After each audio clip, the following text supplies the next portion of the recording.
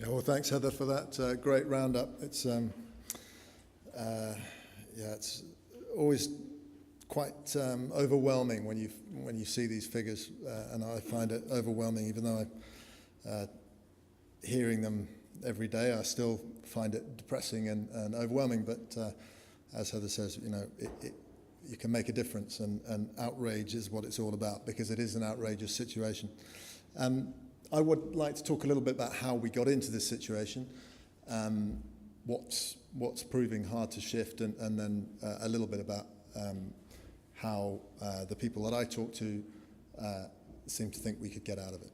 Anyway, it turns out we've been affecting the ocean for quite a while. One of the first people I interviewed when I was at the Times was Callum Roberts, who wrote the fantastic Unnatural History of the Sea. And he looked into all sorts of data sources that weren't traditionally examined for fisheries, and gives you a perspective on what the sea used to be like and what it used to be able to produce, and it's quite staggering. He also talks about the fact that way back when, oysters would encrust all of our estuaries, and we had big oyster banks in the North Sea and elsewhere that were so fabulously efficient, and they filtered so much water that the North Sea would run clear. The North Sea used to be a clear sea. It wasn't the almost entirely opaque brown sea that we have today. And that's despite the amount of pollution that was going into those rivers.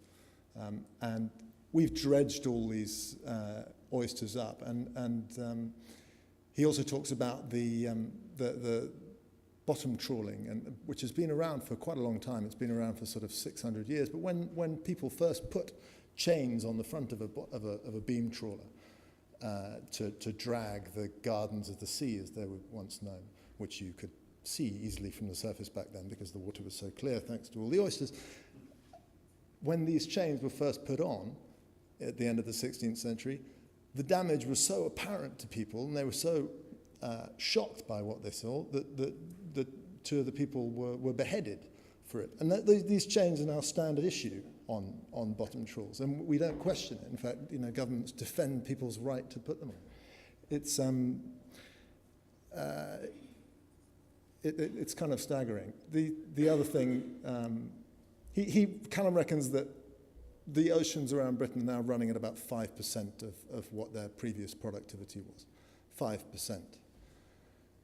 These open wooden sailing boats, these ones are coming out of Lowestoft in 1909. In 1909, these boats were catching, this is after a few hundred years of fishing has gone on, all right?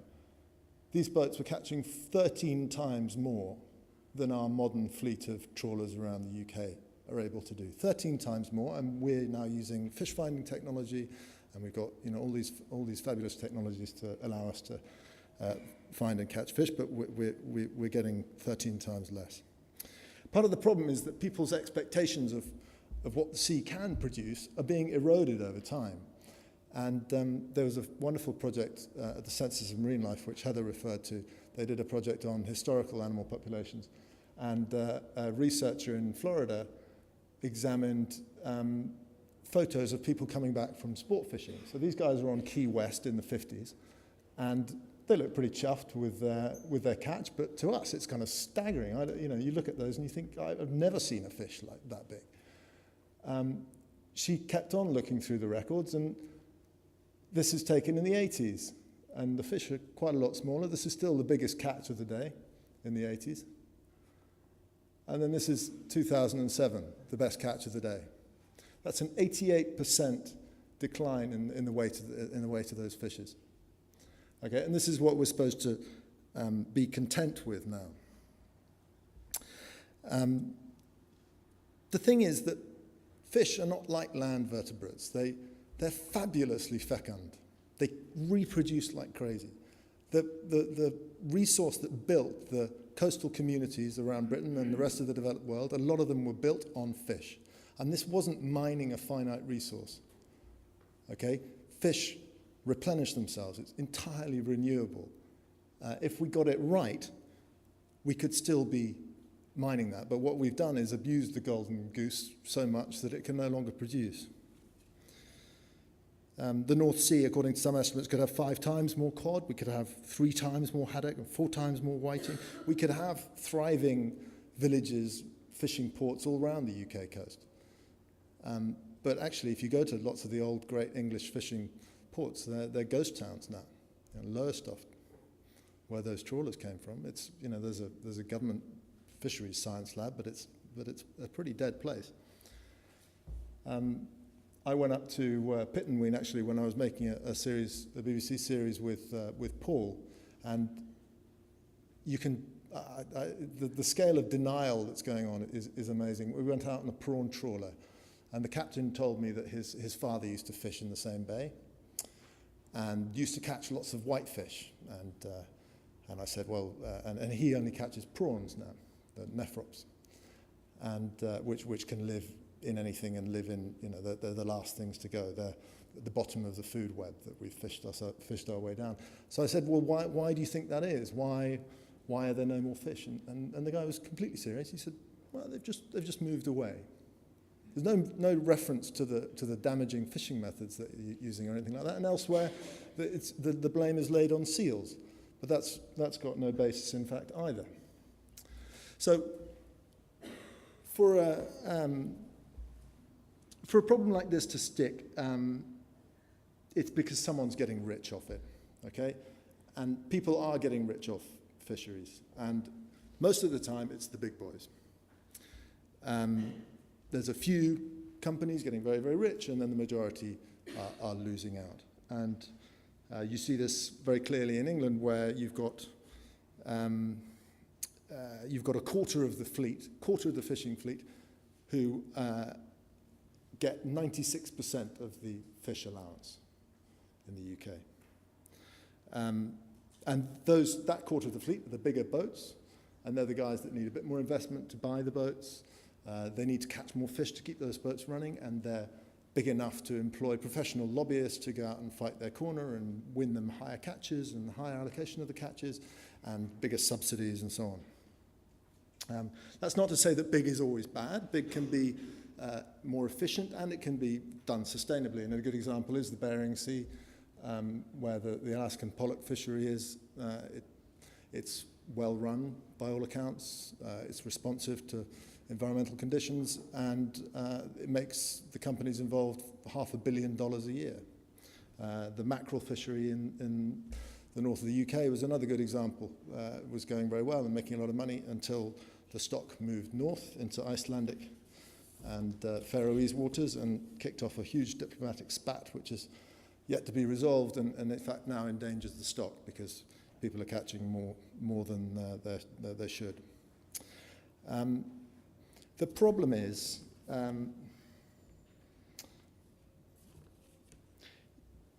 often that we're just fishing too hard, and the great example of this is the bluefin.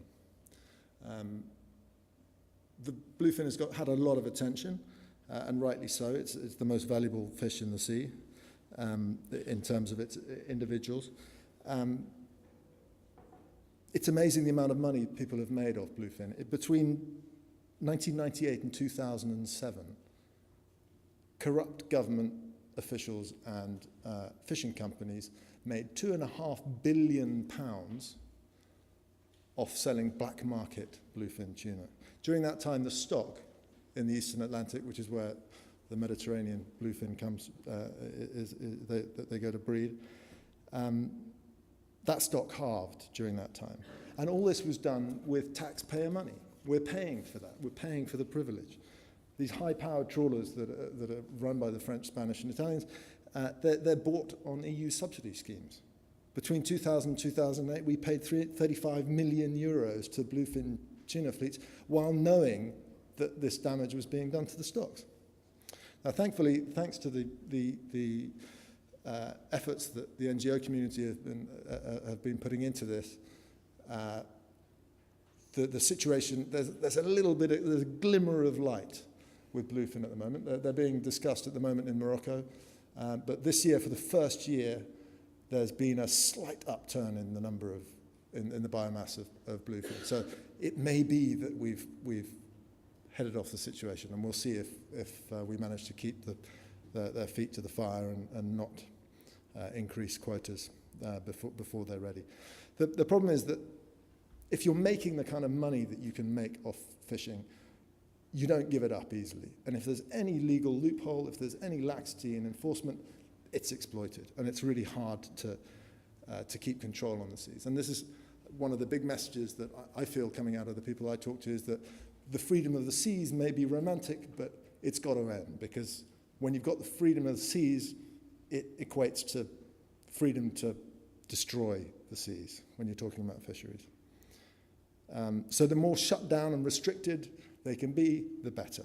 And often it seems like the best stewards are the small-scale players who make great local stewards if they're given exclusive access.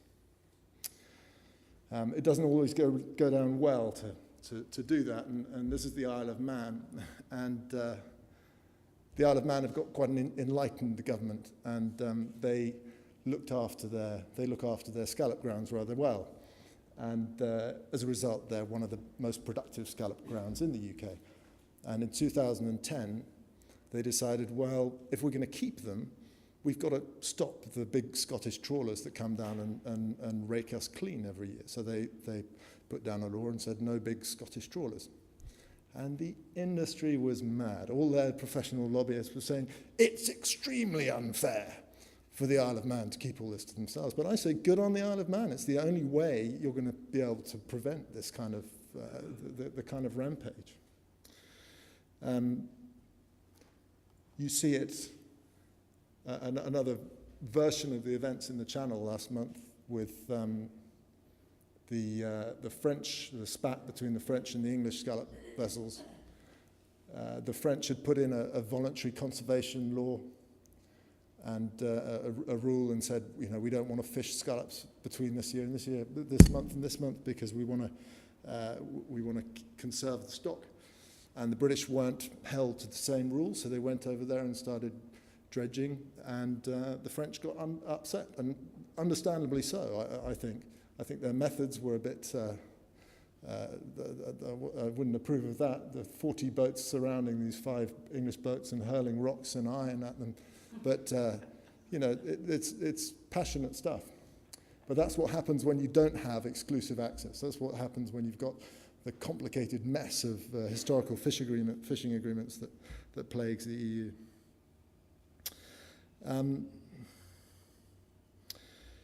So you've got some big boys that are making serious cash out of fishing, and of course that comes at the cost of the small guys. A famous example is of West Africa, where you've got huge, some of the biggest fishing vessels on the planet are scraping those seas clean and hoovering up all the fish, quite literally hoovering up the fish with giant vacuum cleaner type things that they stick into the nets.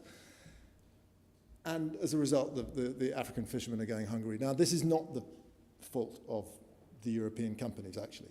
Yes, we should be saying, it's maybe not ethical, but it's not their fault. They're doing it legally. The fault here lies with the corrupt African politicians that are selling out and licensing these boats without any of the benefits going to the local populations.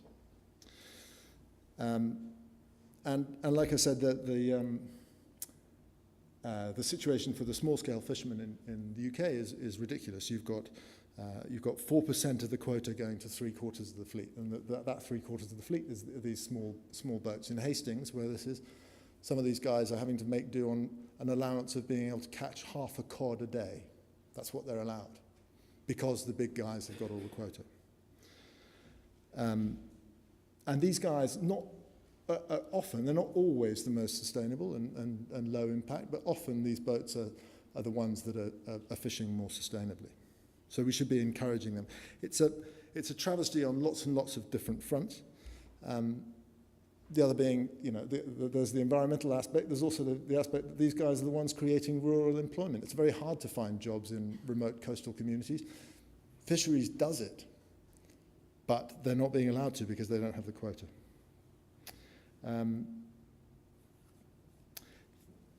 They make very good stewards if they're given, like I said, if they're given exclusive access, but they're often scared to speak out. And I was talking to a fisherman last month from the Firth of Clyde, which used to be one of Britain's most productive fishing grounds, and it's now been scraped so hard that all it can produce are these prawns. And this guy, who's a creeler, he uses fixed gear. He just chucks a pot over the side, and it's very low impact. He was speaking out against the trawler, saying, well, can we just push you a little bit further offshore so that we can get some habitat back so the fish can grow and then we can all win. And he's lost £50,000 worth of gear in the last year because the trawlers are taking it out on him. They all know whose gear is whose on the water, and oops, they're just crashing through it, and they destroy all his gear with their propellers. His wife's being spat at in the streets, all because he is speaking out for the marine environment and trying to make everyone better off. Which brings me to the other losers, and that's us. We are paying a fortune in subsidies for these guys to fish, and then we're paying again at the fish counter. And we're losing valuable protein. Fish is the most environmentally friendly protein that we can have. It's the healthiest protein we can have. Yet in Europe, we're losing 3.5 million tons of potential catches a year. Worldwide, we're losing 40 million tons of this in lost opportunities. We can't afford to do this. We've got as Heather pointed out, we've got a soaring world population, and we've got problems with dropping water tables, and we're losing soils, and there's a huge problem with food security, and we're chucking away 40 million tons. We're not catching the 40 million tons. We're not allowing fisheries to reach a level where we could extract 40 million tons. And then we've got an estimated 38 million tons of discard. So we throw fish back into the sea worldwide, 38 million tons. And I don't know if it's valid to put those two figures together, but if you did, that's doubling the amount of fish that we could be taking from the sea. We take about 80 million tons, we could double that amount of protein. I mean, it's outrageous. And then you have the wider environmental picture. As Heather pointed out, it's all turning into, you've got seas turning into havens for jellyfish and algae. We're losing the complex life that's taken millions of years to evolve, and it's irreplaceable. Hillary Clinton last week launched a wildlife initiative and pointed out the very simple fact that we can't manufacture wildlife. Once it's gone, it's gone. We're also losing the natural defenses. Those oysters we saw dredged up, they could have stopped the worst of the storm surge that hit New York with Tropical Storm Sandy. And we're seeing the same thing in Britain and in coral reef and low-lying island nations like the Maldives. They need those coral reefs to defend them against waves, but they're being eroded, all because of overfishing. And all the problems facing the sea, overfishing is the most serious. And if we ended that, the sea would be much better equipped to deal with the problems that we throw at it, like the Deepwater Horizon oil spill. If we tackled overfishing, you get a much more resilient ecosystem. So what can we do about it? Well, like I said, the freedom of seas has got to end, and this is a bit of an unfair picture, but I think it represents what the tragedy of the commons is. It's in fact a fishing festival in Nigeria, but I think that's sometimes what it feels like is happening in the sea. Technology can help. Vessel monitoring systems are coming on a lot. They're getting a lot cheaper, more sophisticated, and as they spread, then we'll get more control. CCTV systems are being trialed and put onto boats. So instead of having expensive human observers, we could put cameras and try and get a handle on what fishermen are doing through CCTV. And as Heather said, we've got progress on treaties and port state measures, so keeping a handle on what is landed and where it goes, and that documentation can help. Crucial, I think, is to wrest fisheries decisions, so the decisions on how much fish can be caught, take that out of the hands of politicians. It's far too complicated. You know, the fisheries science, you know, the stuff David knows so well, is unbelievably complicated, and it's very much dependent on changing environmental conditions. It can't be left to politicians. Scientists have got to decide the total catch, and then politicians can argue about how much of that catch goes to who. And as Heather said, the protection of the seas is also crucial. The direct benefits to fisheries are sometimes debatable, but when we're talking about the challenges of a warming world, it's crucial that we have the resilience that protected areas can give. Otherwise, we've got a very, very fragile system, and you know, we could lose all that healthy protein. I'd like to just end and say, well, it's never going to be easy to wrest control from people when they're making money and they benefit from the status quo. But the way to do it is as Heather said, it's to engage the populations, and we should be angry about this situation. It's a really big waste, and it doesn't need to happen. You know, we could all be better off. The seas could be healthier. It could be a win-win. And people often say this is the biggest solvable problem out there. It is solvable, and we all win if we solve it. So we've just got to stop we've got to get rid of the people that are blocking it. Anyway, thank you. I really enjoyed this business of winners and losers and a sense of history. When I think back, you know, it's funny to think 16th century fishermen, you know, you've damaged an area by dredging, and end up, you know, everybody's horrified. And that's because it wasn't long ago that we were all so much closer to nature. You know, it's not very philosophical, but basically years ago we were all much closer than we are today. We've never been so far removed from nature, just when I argue we sort of need it the most. And, you know, your solutions seem very timely because you need legislation. You know, we need to actually work quickly, get people like David and Heather in the forefront leading this, not just the politicians, and have proper legislation. But it's interesting. I wonder what your thoughts are about how to engage the public and people who, most of us live in urban environments. Do you think that if we all lived a bit closer to nature and felt more part of nature, it would make these problems easier to solve? I think that's the biggest problem we face. It's a huge problem for the whole environmental movement anyway, and because of urbanization, people are increasingly dislocated, and the ocean is just one step further. You know, if people can't care about the terrestrial environment, what hope have they got of caring about an environment that's invisible to them? You look out to sea and it reflects your gaze. You know, people think of the sea and they think of the waves. They don't think of the 99% of the world's living space that's under there. So it's a real challenge, and I think we need to turn to the world's storytellers, to be honest, and create new myths and stories and try and get kids before their minds have been turned onto other things, and try and get them to connect with the wonders of the ocean, and realize how, as you know, as we all, and I'm sure a lot of you have seen, how staggeringly beautiful and amazing the ocean is. Thanks very much, Frank. Thank you.